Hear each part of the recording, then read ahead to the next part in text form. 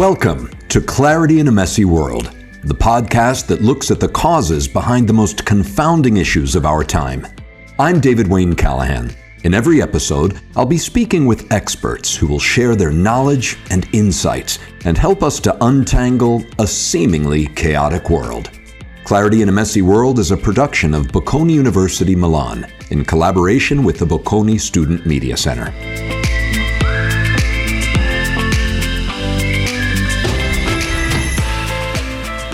"5 years after the unexpected referendum victory that tore Europe apart, Brexit is still a riddle wrapped in a mystery inside an enigma.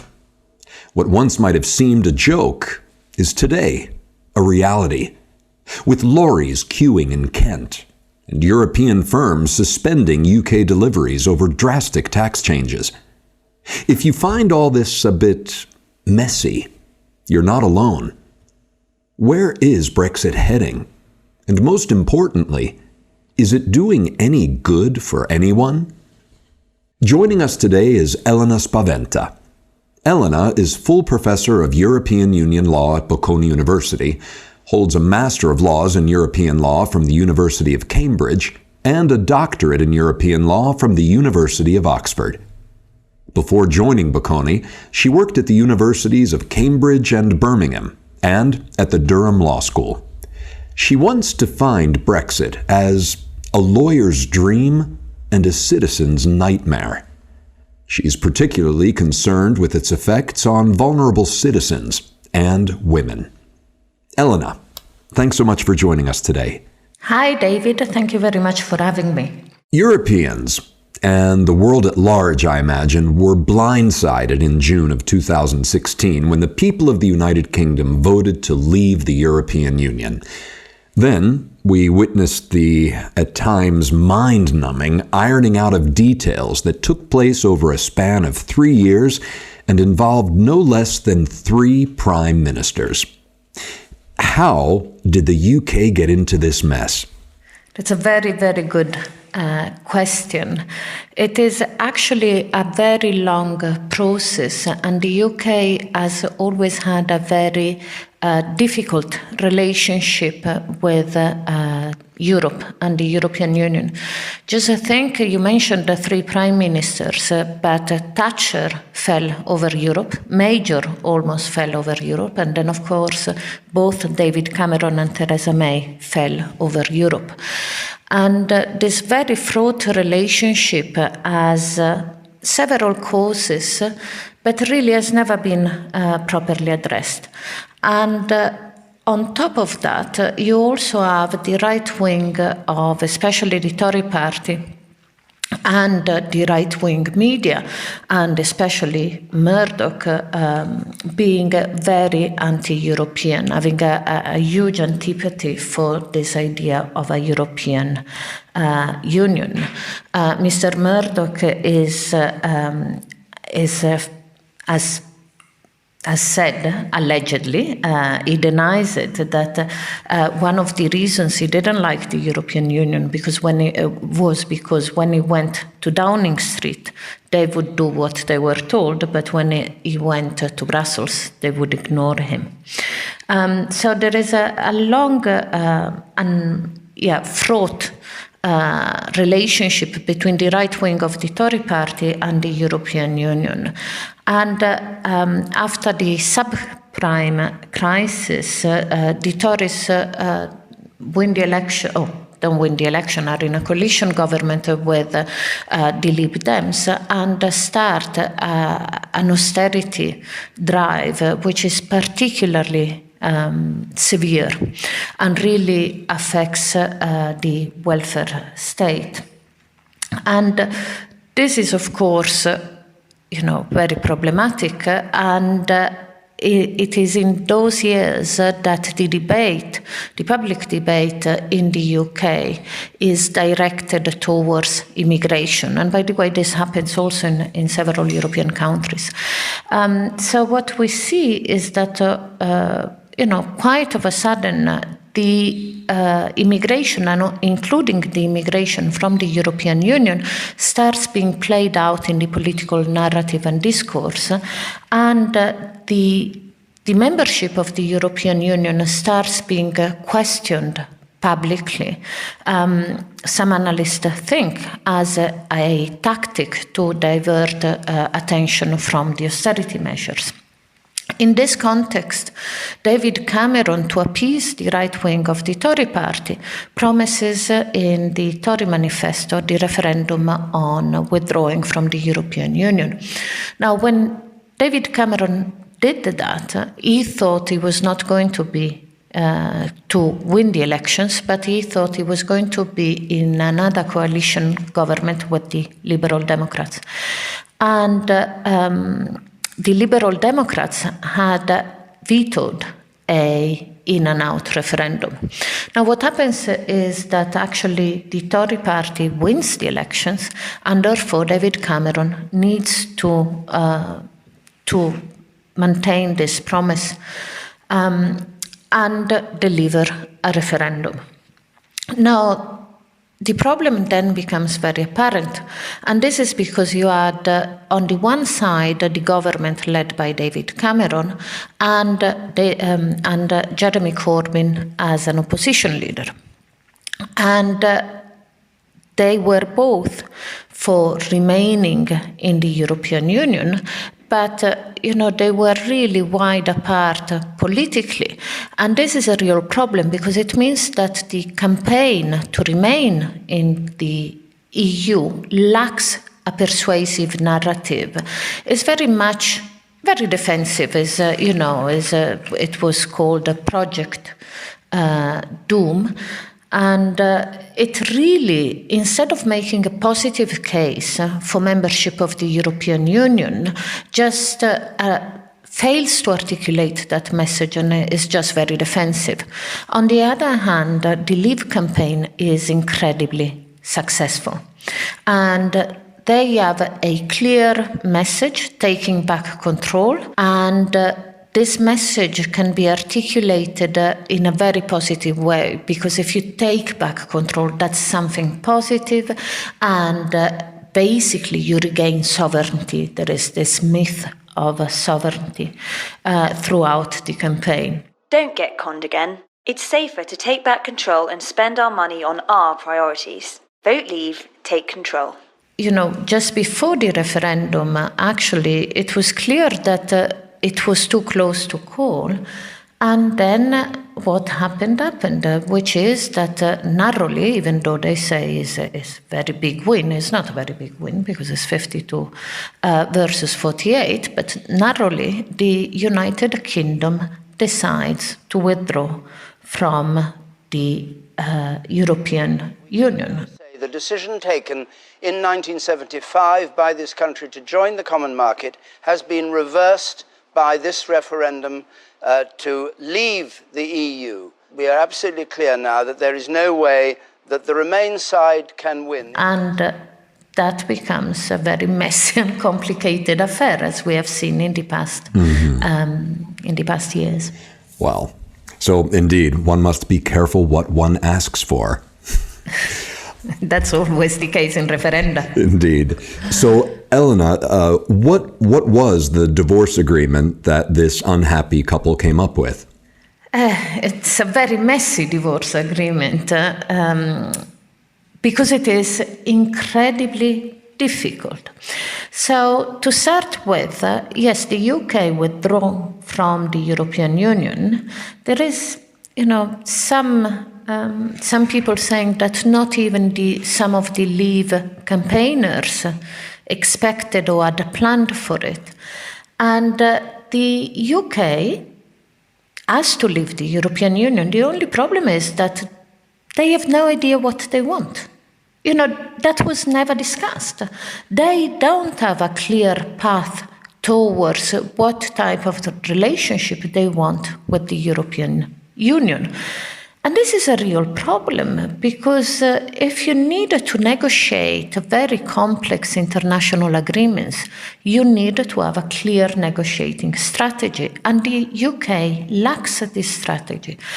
Furthermore, what happens is that Theresa May, who was the Prime Minister, basically in the Tory conference, so a couple of months after the referendum, decides on the red lines for the United Kingdom.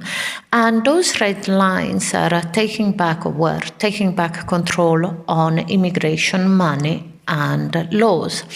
So her red lines, which are not, I have no idea whether she knew exactly what those meant for the negotiations, but basically her red lines made clear that the UK was seeking to regain some almost absolute sovereignty.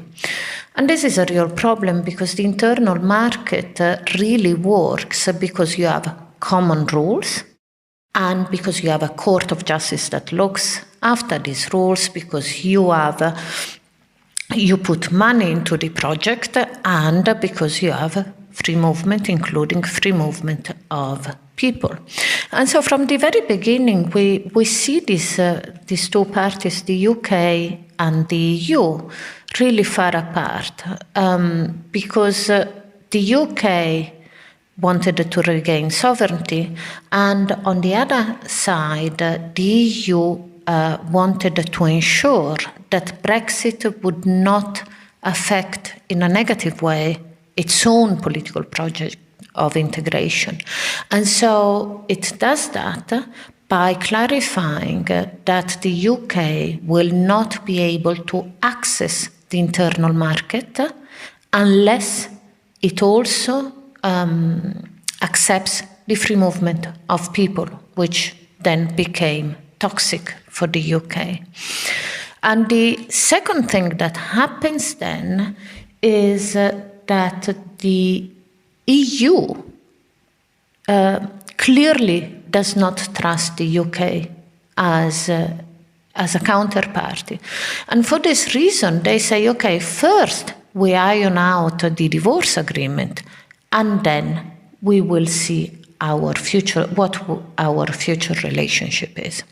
And so this withdrawal agreement, the divorce agreement, then settles what are really the pending issues out of withdrawal, which are, first of all, the rights of citizens, because you have lots of people, especially in the UK, more than 3 million EU citizens who had moved before, having lots of rights, and who might now be left with a very uncertain situation. So the divorce agreement first needed to sort out the rights of the EU citizens in the UK and British citizens in Europe.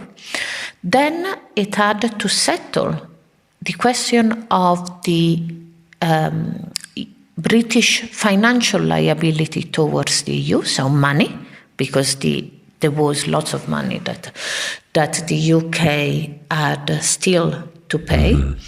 And thirdly, and more importantly, it had to settle the Northern Irish situation, which is what we still see as a problem in the relationship between the UK and the EU. And especially they had to avoid that the withdrawal of the UK from the EU would have a negative effect on the peace process in Northern Ireland.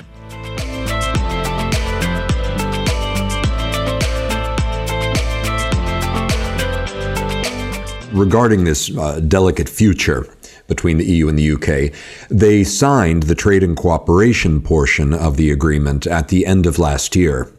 Could you tell us, Eleanor, what the main features are of this agreement? Yes. So after the withdrawal agreement, which was finalized in 2019, and the UK left the EU officially in January 2020, then there was a transition period in which the UK and the EU negotiated a trade agreement. And this is because, of course, the economic ties between the EU and the UK are very deep, because the UK had been part of the European Union.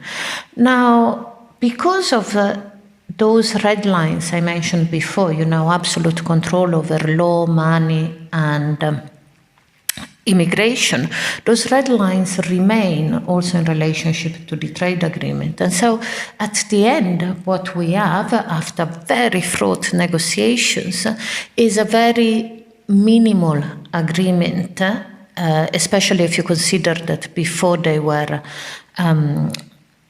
part of the European Union. And this minimal agreement means basically that we have free movement we have an agreement that ensures that there are no tariff barriers between the EU and the UK insofar as goods are concerned.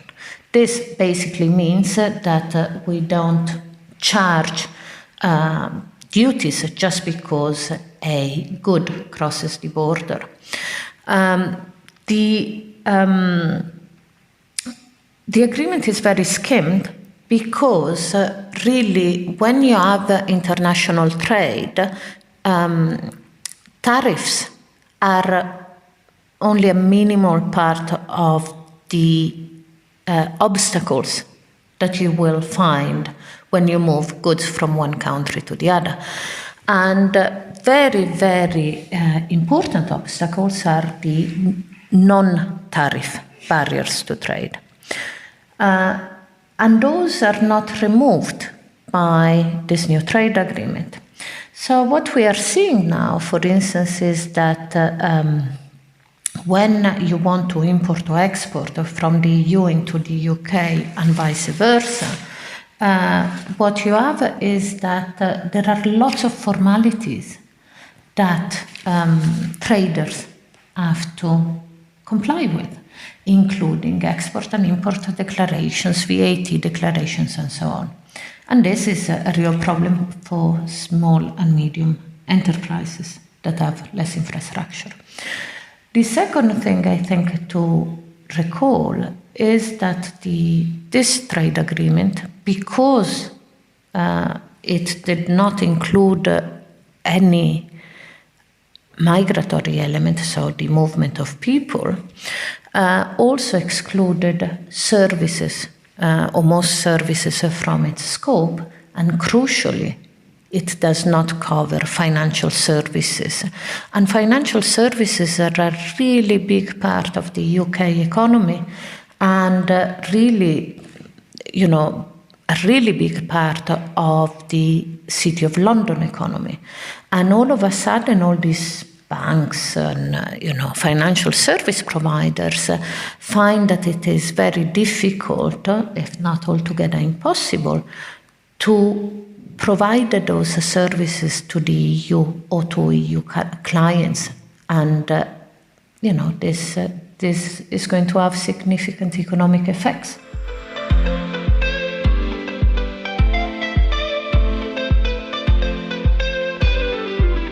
And we read in the news that there were some discussions, or we might go as far as to say disagreements, between the EU and the UK on matters like state aid and regulatory alignment. Could you tell us more about those? Yes, again, this is this tension that we find throughout these discussions between this, myth of this absolute sovereignty of the United Kingdom, including regulatory sovereignty, which means, you decide which type of regulations there are, and the need to access the internal market. And, it's very important to understand that actually you cannot have a full regulatory sovereignty if you want to access the internal market, because the internal market is a market that is based on common rules. And so throughout you have this tension, and this is of course also a political tension, because the right wing of the Tory party has the regulatory agenda. They want to heavily deregulate the market. Now, what happens then is that you need to find a way so as to allow trade between the EU and the UK, but from the EU perspective, ensuring that the UK will not become what was referred to as a Singapore on Thames, which really means what the EU wanted was to ensure that the UK could not cut its regulations to an extent to which it would compete unfairly with the EU companies, because regulation is expensive. So if you have, for instance, environmental regulation that provides you have to have certain equipment to make sure that you reduce pollution and so on, that's very expensive. If your counterparty does not have to follow the same rules, then the goods they will produce will be cheaper. And so that would be undercutting the viability of the EU businesses. So for this reason, what the EU wanted was for the UK to maintain at least the standard that they were following at the time of departure, but also to adapt to the changes that would come in terms of regulation. And this was very difficult because, of course, one of the things we have seen is that the UK really wanted regulatory sovereignty. And so the solution they found was this level playing field guarantee. And this level playing field guarantee basically provides that if one of the parties should significantly diverge from labor or environmental standards, then the other party can retaliate. Which means basically imposing tariffs. So this leaves the UK in an interesting position because, of course, they have regained their regulatory sovereignty. But if they exercise it too much, then they might find that comes at a very heavy economic cost. And the debate on state aid, again, is the same sort of debate. State aid means subsidizing your companies. It is very regulated at the EU level. It is allowed, but there are some conditions. And basically, what the EU wanted to avoid was that the UK, especially given that Brexit will have a significant economic cost, would start, handing out money to companies to make sure they wouldn't fail. And in that way, again, these companies would basically compete with the EU businesses unfairly. Well, this level playing field guarantee sounds like the "you can't have your cake and eat it too" clause. Exactly. It is exactly that. It's, you want regulatory sovereignty, fine. But if you want to access our market, do not think that you can exercise that sovereignty in a way that will undermine labor standards or environmental standards. But to speak from the desires of the UK, if the UK wants regulatory sovereignty, shouldn't it be free to regulate its market as it wants?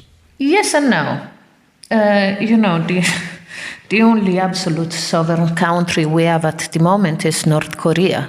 You can have absolute regulatory sovereignty, but then you accept that you might not be able to trade with other countries. Because you see, it is, think about discussions about, for instance, health, food and what we eat. You would have very different regulatory traditions. So, for instance, the US allows much more let's say, experimentations. So for instance, they allow hormones in meat, and the EU doesn't. Now, either the EU allows that meat to come in its market, and then, the protection that the EU wishes to give to its own citizens is lowered, because you would allow, some meat that you have decided should not be consumed by your consumers, or you simply say, okay, you do not follow my standards. I think your standards are much lower, so I don't allow these goods in. And this is the trade-off you have in any international trade agreement. So you have to balance your sovereignty with your desire to access other markets. And this is the basic. I'm not so sure the Brexiteers have really understood that this is a thing. Mm-hmm. It cannot be changed. The EU will want to protect the environment, its labor standards or consumers. And so the more the UK will diverge from high standards, the more it risks not being able to access the internal market. Because remember, the EU internal market is actually our internal market. The UK now is a third country. It cannot have any claim to it.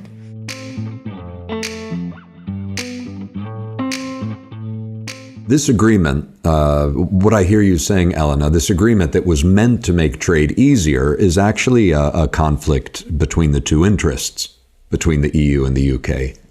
Yes, again, this is a really strange agreement.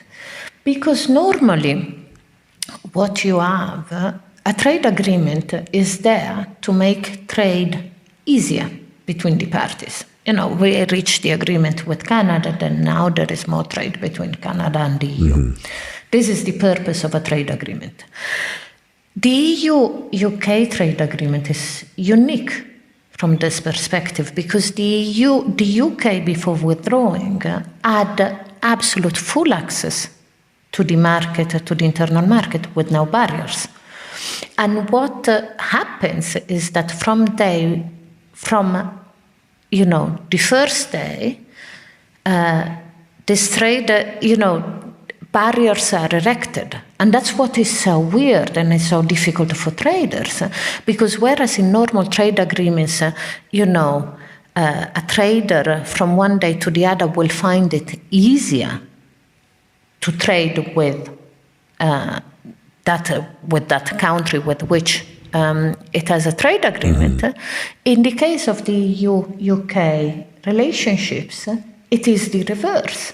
So from one day to the other, you have barriers that you didn't have before. And this is incredibly difficult for traders practically.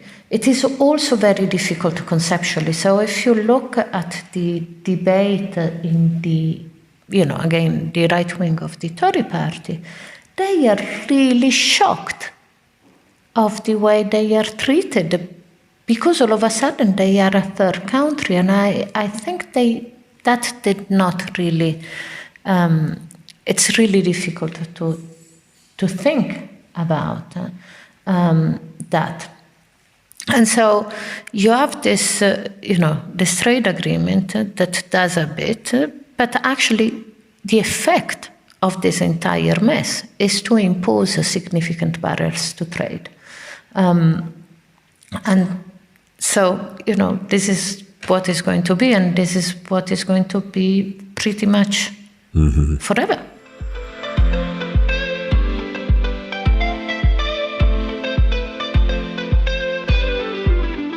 And Eleanor, you've mentioned already those who have fallen through the cracks in this negotiation. Are there any measures in the works to defer the negative impact this has had on smaller businesses and firms?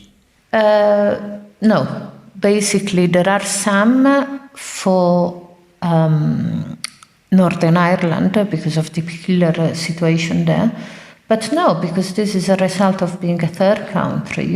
These are inevitable barriers. Either they negotiate another trade agreement, which they will not, and the UK comes back to the internal market, or these barriers are really endemic to being a third country. Elena, in this discussion, it seems like your overall assessment of the future relationship between the EU and the UK is rather bleak. Are you at all optimistic that this recently divorced couple will ever be able to call themselves friends? What do you foresee? I think in the short term, it's really very difficult. I would be happy if we were civilized neighbors, rather than friends, because at this moment in time, it's really it's not looking very good, and it's not looking very good because. Whatever the rhetoric, whatever you think about it, Brexit will have a cost, and this cost was not was hidden from the in the referendum campaign. And this, as I mentioned before, means that the UK now, the government it seems to be very aggressive. This is demonstrated by the fact that they have put back in the driving seat Lord Frost, who was the person who negotiated the trade agreement and who is very confrontational. Until the EU has internalised and accepted that we will be an independent state with the right to determine our own laws, control our own fishing grounds, then it will be difficult to reach an agreement.